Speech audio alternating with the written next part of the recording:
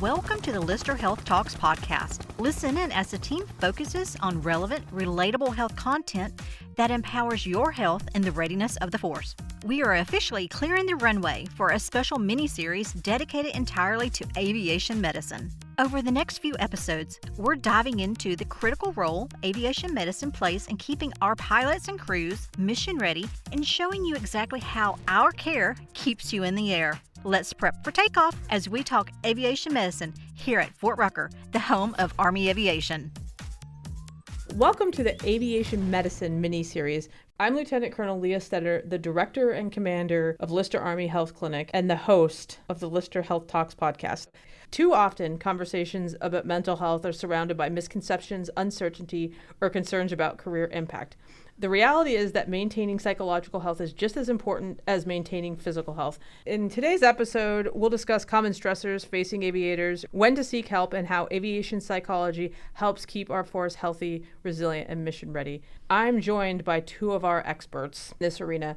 I'm joined by our Deputy Commander of Clinical Services, who also happens to be our aeromedical psychologist, MAJ Daniella Pettinari. Welcome back to the series. And we have a special treat today. We're joined by the Sergeant Major of Lyster, Garret Cleland, whose specialty in the military happens to be a mental health technician. So welcome. Thanks for having us. And I know, Sergeant Major Cleland, can you talk a little bit about some of the misconceptions that might be out there about seeking behavioral health? So this is one of the struggles in the Army. You hear everyone talk about stigma and the dangers of seeking mental health. Of course, there are different processes that mental health can relate to in your career, whether it relates to your security clearance, profiles, medications, things of that nature. But really, when we're looking at the aviation standpoint, there's more risk associated with not seeking help than there is with the process of seeking the help that's needed. And ma'am, from your standpoint, Major Pettinari, can you talk about some of the challenges and how it relates to not seeking treatment when working with a flight status and things like flight physicals? Yeah, from an aeromedical psychologist's perspective, what we're really looking at is risk. And so I'll tell a little short story here, just in terms of my personal experience. At my last duty station, I decided I was going to pursue a private pilot's license. And so I started flying a Piper Cherokee. And one of the things that surprised me the most in my flying journey was the amount of cognitive power required to fly an aircraft. And it completely changed the way that I looked at aeromedical psychology. Because at the end of the day, our goal is to keep aviators in the air, but also be mindful of the risk involved in flying. When somebody experiences stress or sleep deprivation, that impacts cognitive power. And so we may see a decline in attention. We may see decline in processing speed. We may see decline in working memory. So essentially being able to remember the information that's communicated to you over the radio. And so we're constantly having to multitask in the aircraft. And so it's incredibly important to make sure from a mental health perspective that we're taking care of ourselves and really ensuring that before we get into the aircraft, we are performing at our best. Did I answer your question? You did, ma'am. And to just follow up on that, so something that I've always heard when it relates to mental health and your wellness is looking at your oil. So it's essentially your occupational, your interpersonal, and your leisure activities, and figuring out when you cross the threshold into something that's problematic. So, ma'am, with resiliency being on a spectrum and everybody being different with how they react to common stressors, when do you feel like the appropriate level is for someone to seek treatment for a problem that they're experiencing? My recommendation is to take a prevention mindset. So when you first start noticing, hey, something's not quite right, hey, the last few days I haven't been getting sufficient sleep, if your built-in coping strategies, healthy coping strategies, are not working, I would encourage somebody at that point to seek additional resources. I think the biggest misconception when it comes to psychology or mental health and aviation is that if I see behavioral health, I will never fly again. And that's really not the case at all. There are plenty of people who are on flight status and also seeking therapy. When it becomes a problem and a service member gets grounded is when symptoms have gotten so severe that they're difficult to manage on your own. And at that point, then we're really looking at the risk of flying. Thank you for that discussion from both of you. I mean, it's well known that aviators often carry the most precious cargo, so it's incredibly important that they are at the top of their game. Can you tell our listeners a little bit about more what a normal life stressor is versus a mental health condition that somebody should seek help for? The way that I like to differentiate that is when it comes to functioning. So when somebody is experiencing a normal life stressor, they're still able to go through their day, maintain their relationships. You don't see occupational impairment. They're maybe just having a bad day, essentially. When it becomes a mental health concern is when functioning becomes impaired. And so when we think about impairment, it's whether you're just not able to do your job, it's impacting the way that you do your job. It's impacting relationships. Relationships are becoming problematic, or there's other areas in one's life where it's just difficult. So maybe you are used to getting up at 6 a.m. and rolling through your day, and every day that's becoming harder and harder. And so maybe you're sleeping in. Maybe you start forgetting things at work. Major tasks that typically you have been able to accomplish on a day-to-day basis. So from a behavioral health perspective, we're really looking at the functioning of an individual. Your general day-to-day stressors aren't necessarily going to cause significant impairment. Everybody reacts different to stress. If you are having a bad day and something is off and you're supposed to fly, I would come up on the net and be saying something to your leadership, because any distraction can impact flight. And I think that's the ability to recognize that and then do something about it is one of the best things you can do to protect yourself and the people in your aircraft. Yeah, that's a great point. And you did mention come up on the net with your leaders. What are some things that leaders can do to create an environment where their folks feel comfortable seeking help and they see it more as a strength than a weakness? So from my perspective, I think this is finding the balance, because if you have a subordinate that comes to you and they say, hey, I don't feel comfortable flying today because I'm dealing with these things, you have to figure out what the balance is as a leader between making sure that that person has the resources and the time they need to take care of themselves, while also maintaining the safety parameters associated with flying. So I don't think that there's, one size fits all for each leader in a specific environment, but I think it's about knowing your people.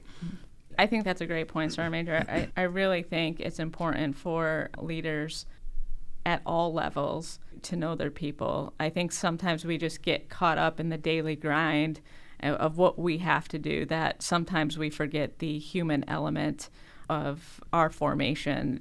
There's task after task, mission requirement after mission requirement, and it can be really easy to get so focused on that we forget sometimes to check in our people, to maybe, I might notice, hey, there's something not quite right going on with you, but instead of pulling you aside and being like, hey, are you doing okay today? I get so caught up in my task, right, that I'm supposed to do.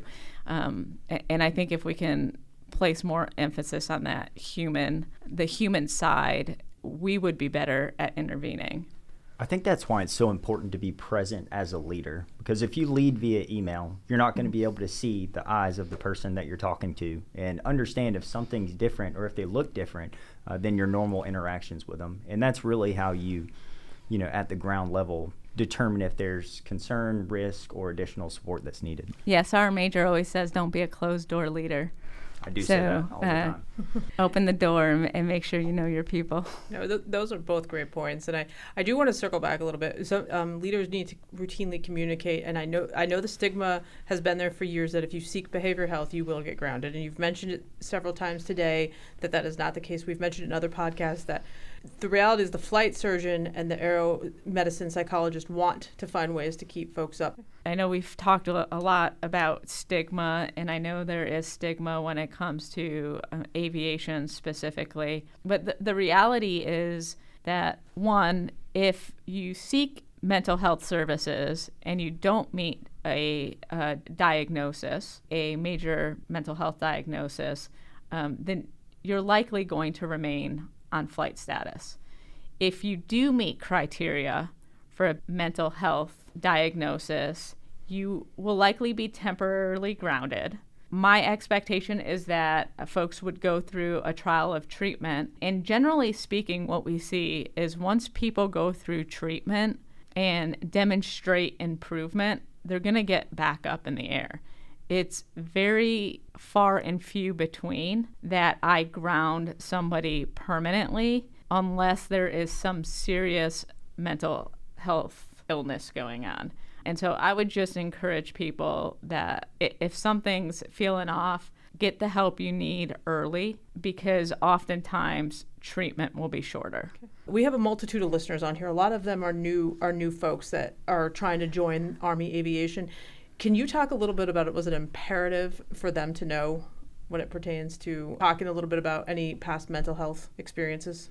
What I'll highlight off of that is, and I know I've spoke about it in other podcasts, with our new Genesis system, we can see historical records. And one of the things I see when I do initial flight physicals or Aeromed psych evaluations is that folks will omit information because it's no longer relevant. So, for example, I was diagnosed with ADHD when I was 7 years old. I was prescribed medication. I stopped taking medication when I was 10 years old. ADHD is no longer an issue, so I'm not going to disclose it. As a provider, I can go into Genesis and I can see that you were prescribed ADHD medication, have a diagnosis of ADHD, and from a flight perspective, that is absolutely relevant. And it's going to dictate what we do in terms of the assessment. And so I would just ask that folks, even if you don't think it's relevant, please don't omit it and be forthcoming in terms of discussing the entirety of your medical record, both physical medicine and mental health, because we can see it. You know, but before we wrap up today, is there any other myths that you'd like to dispel for our listeners? The only other thing I would want to add is related to mental health medications. And an individual on flight status can be prescribed certain psychiatric medications. It doesn't necessarily mean they'll never be able to fly again. What would happen is once that service member is prescribed medication, they would be placed on a down slip temporarily until they were able to reach a period of stability.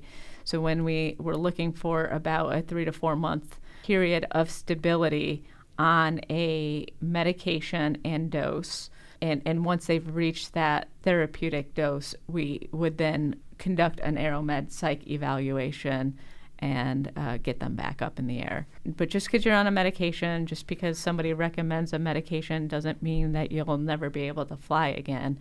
It would essentially lead to a temporary downslip and then a reevaluation to get back up in the air. I just want to add into that, just ensure if to our listeners that if you are given a medication and your flight surgeon or Aeromed psychologist does not know about it, please make sure that you let them know. Yes, so if you get prescribed any medication from somebody on the outside of a MTF, please, regardless of what medication, whether it's a mental health medication or not, please inform your flight surgeon. Before we close out today, what is one thing you'd want every aviator to know? Personally, I would just say, just like you have rest cycles that you need in order to fly, you also need that for your mind too, to make sure that you are in optimal performance mode to be able to do what you need to do when you're in the cockpit. As Major Pettinari said, being forthcoming with information is truly important. It's much better to be forward about the information or challenges that you're having than deal with something negative on the back end because you didn't get the proper treatment that you needed whenever you needed it. I agree 100% with Sergeant Major. What I'll add to that is when it comes to coping, establish healthy coping skills. Practice them when you're not stressed out, because if you don't practice them when you're not stressed out, you're likely not going to implement them when you are stressed out, and we tend to revert back to unhealthy coping styles. One of the most classic coping skills is deep breathing. And so, for example, when I sit with folks, I encourage them to practice deep breathing 3 times a day, any time of the day, for at least 1 minute. You have to practice coping in low-threat situations so that when you get to high-threat situations, you're more likely to implement. Excellent. Thank you. Thank you again for joining us today. Until next time, stay healthy, stay resilient, and stay mission ready. And that wraps up another episode of our Aviation Medicine mini-series on Lyster Health Talks. Stay healthy, Fort Rocker.